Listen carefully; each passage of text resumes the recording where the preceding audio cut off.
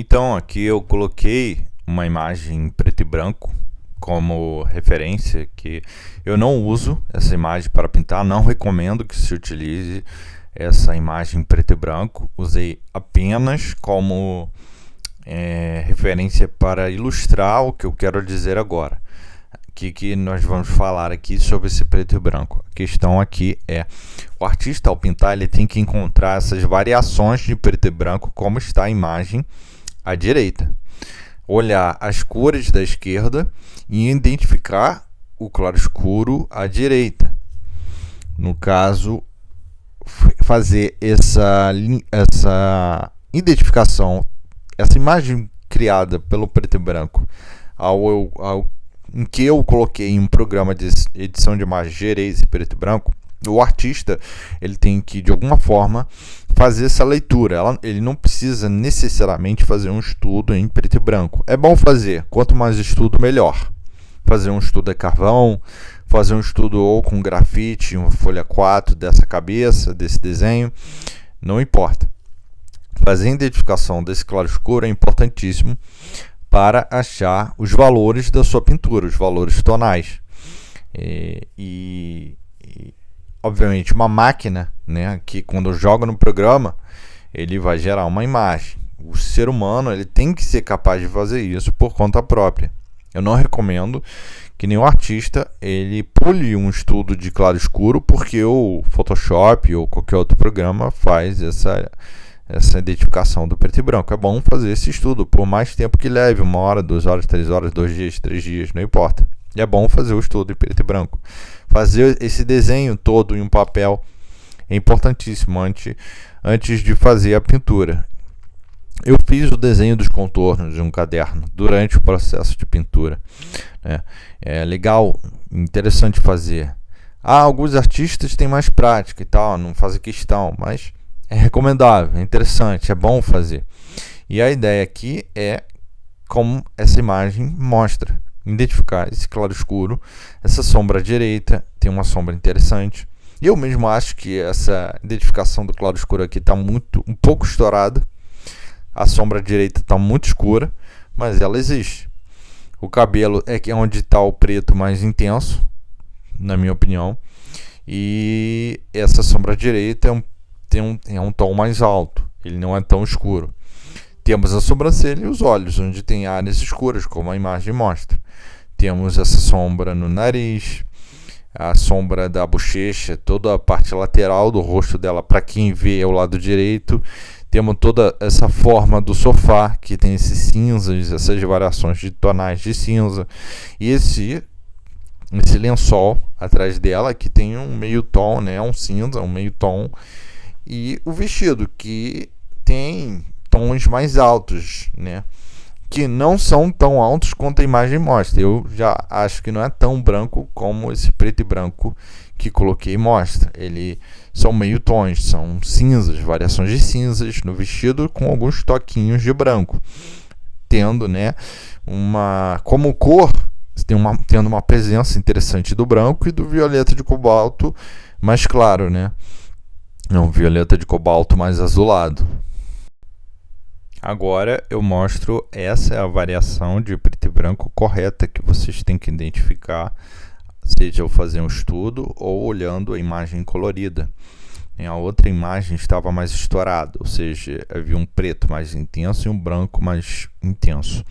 Agora é o preto e branco muito mais fidedigno, com as variações de meio tons muito mais próximas do que realmente a imagem me mostra. Então, esse vestido ele tem brancos em pontos específicos, mas o vestido, o tom geral do vestido, ele está um pouco abaixo do tom mais alto, do branco intenso. Da mesma forma, o rosto ele tem uma variações de meio tons muito, muito precisa. Tem variações de luz interessantes na testa, tendo uma luz mais intensa à esquerda, né, de quem vê, na testa dela, e um pouco mais escura à direita. Você vê que muda. O lado direito tem uma sombra na toda a bochecha e maxilar até embaixo, e a esquerda é mais iluminado, mas com uma leve sombra, né, na maçã do rosto. Então você tem uma variação muito sutil que tem que ser identificada, seja através de um estudo de claro escuro, seja olhando a imagem colorida. O estudo de claro escuro pode ser feito em lápis grafite, em pastel seco, em carvão, lápis de carvão, tem uma série de materiais, até aquarela é válido. E a ideia aqui é identificar todas essas variações que o Sargent aplica em sua pintura e tentar reproduzir no seu estudo, né? Tentar aprender com o Sargent. A ideia é justamente fazendo um estudo que a gente aprenda com este outro artista tentando fazer da mesma forma. Então o aprendizado ele vem no processo de construção da imagem, da obra, né?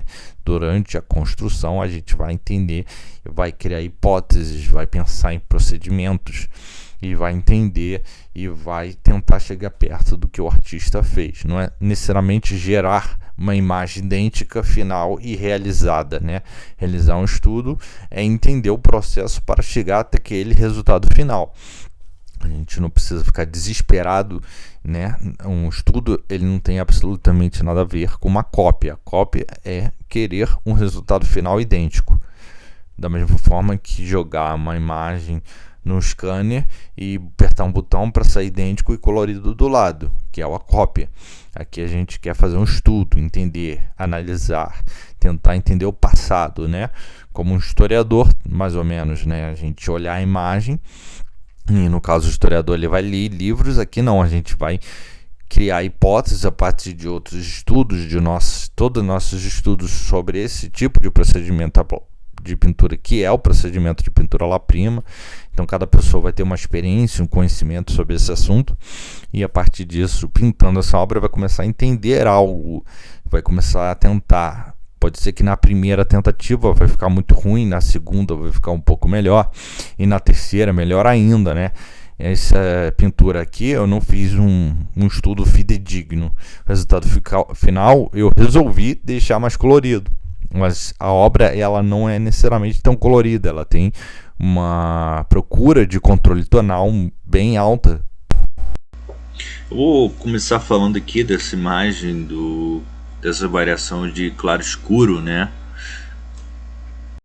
A ideia dessa variação de claro escuro é ter uma noção mais ou menos do preto e branco que deve ser aplicado, né? Essa variação de preto e branco, né? Vendo todos essa seta, né? Essa linha de preto e branco que eu trabalhei aqui dessa imagem. A ideia é você reconhecer esses pretos e brancos de cada área dessa imagem, da referência. Então, através do olhando essa referência, você saber reconhecer que nível de claro escuro é em cada área da obra, na testa, do nariz, na bochecha, na maçã do rosto do lado esquerdo, do lado direito, né? Toda essa variação de claro escuro, de onde vem a luz mais ou menos, entender de onde está vindo esse foco de luz que a Lady Agnew recebe, e interpretar esse preto e branco e fazer, né, essa aplicação desse preto e branco com cor, que é basicamente o que que eu comecei a fazer aqui no início da obra, né? Aqui eu já tenho um pedaço do vestido, estou mexendo, aqui eu já estou mexendo no fundo, tentando quebrar um pouco essa saturação, esse excesso de cor, né? Lembrando que eu estou fazendo uma interpretação, uma releitura, né? Um estudo da obra, e que eu resolvi criar um resultado colorido dessa interpretação. Mas como fato aqui de estudo, considerando que é um estudo, para quem vai realizar um estudo, entender que olhando a referência a gente tem que ter a capacidade de interpretar, de identificar, olhando, saber aplicar com a tinta essa variação tonal, né? E aqui eu tenho essa faixa de preto e branco de uma forma bem simplória. Obviamente esse rosto ele tem uma variação de claro escuro muito maior, mas a ideia básica é essa. você criar todas essas variações de preto e branco que eu tenho aqui nesse gráfico, nessa imagem, mas de uma forma maior, né, com inúmeras outras variações. A ideia é você achar cada uma dessas variações em determinados pontos da obra e saber aplicar eles com cor. E entender esse claro escuro também é necessário fazer estudos em que o foco seja apenas o preto e branco. Então é possível fazer talvez uma pintura apenas com a cor preto e branco e trabalhar as variações de cinzas e pretos e branco, trabalhando todo o valor tonal, toda a variação tonal da obra. E também é possível fazer isso com carvão, com grafite, e interpretando toda essa variação de claro escuro. Seria um processo mais fácil. Através da cor é um pouco mais difícil, mas também é possível, né? Por isso é necessário sempre treinar, estudar com frequência para ser capaz de interpretar esses claros escuros em todos esses pontos e momentos do rosto da Lady Agnew e saber aplicar ele com a tinta. Aqui eu já estou entrando com um azul já misturado com um pouco de branco, né? Já pensando algumas variações de tons, né? Indo em direção aos brancos, ou até mesmo usando um pouco de cinza nesse azul. Um branco acinzentado já para elevar o tom e criar as variações tonais do fundo. E o fundo ao mesmo tempo, né? Não são coisas distintas, é uma sombra só atrás da cabeça que passa pelo sofá e pelo fundo. Aqui neste momento eu gosto de pensar as variações de preto e branco, colocando essa barra essa imagem que como vocês podem ver à direita, da variação de preto e branco, vindo do branco até o preto, né? Em todas essas variações de claro escuro do preto, né? Tendo todas essas variações de cinzas, e a ideia aqui é entender a cor segundo o aspecto do claro escuro. Essa pintura do Sargent tem um controle de claro escuro muito intenso, como mostrado no início do vídeo.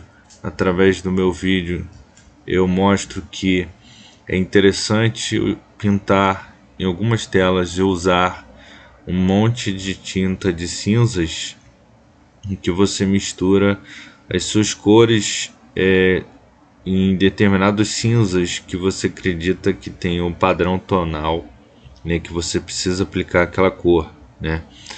Então esses cinzas eles ajudam, seja o cinza já pronto na paleta, né, as variações de cinzas já prontos na paleta, eles ajudam a equilibrar a questão tonal da sua pintura. Você não vai ter uma pintura essencialmente colorida, e sim uma pintura com bastante controle tonal, que é essa pintura do Sargent tem, né? Ela não tem, ela é ainda mais controlada, né, nesse quesito do claro escuro do que a minha obra.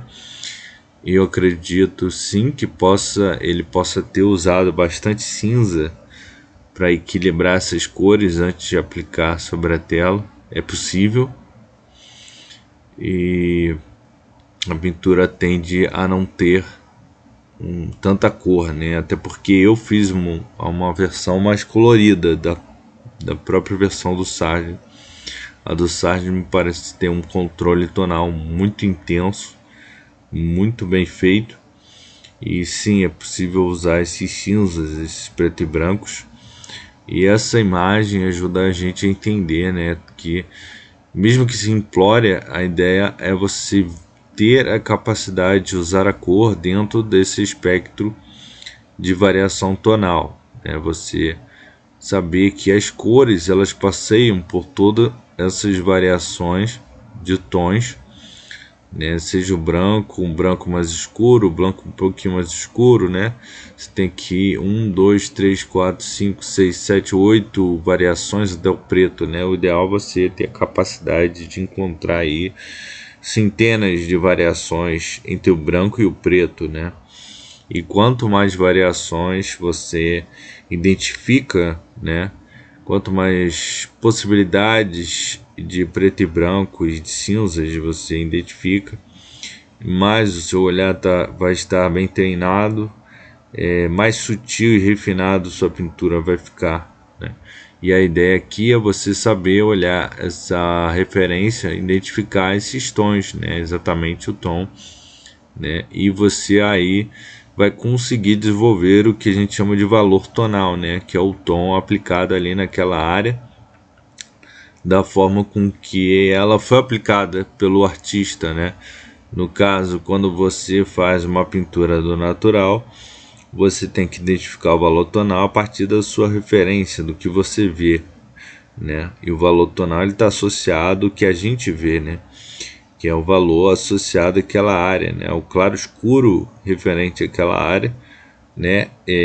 Considerando todas essas gamas de cores que nós temos, que podemos